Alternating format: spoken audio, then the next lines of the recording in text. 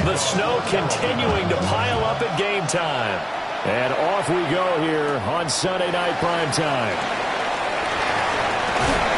And makes it across the 20 as his guys will set up shop at the 23-yard line. So here are the Lions now coming out for their opening drive.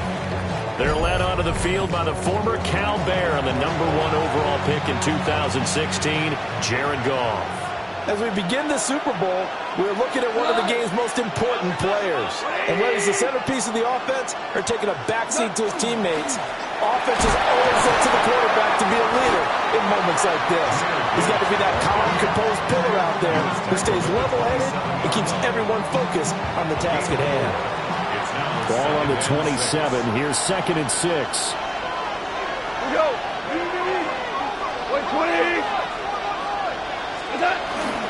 Another run for Gibbs here. He'll get a yard. That's all as they get him down at the 28. Third play here, this opening drive as they're up against a 3rd and 5. Third down. Out of the gun, Goff. And he bats it away, and it falls down incomplete.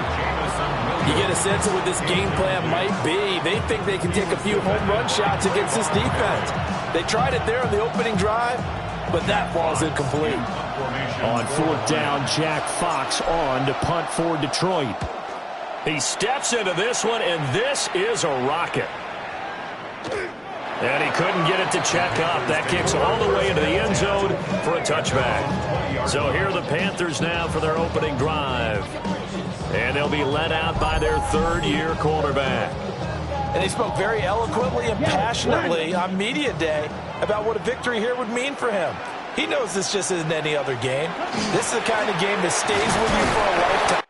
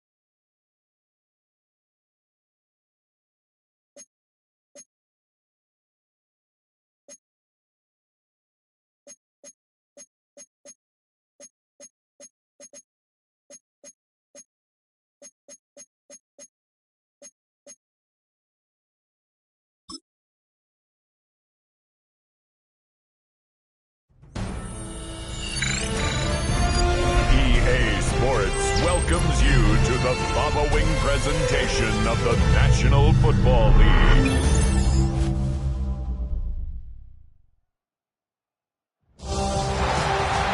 It has been 60 years since the Packers and Chiefs met down in Southern California in what would come to be known as the first Super Bowl.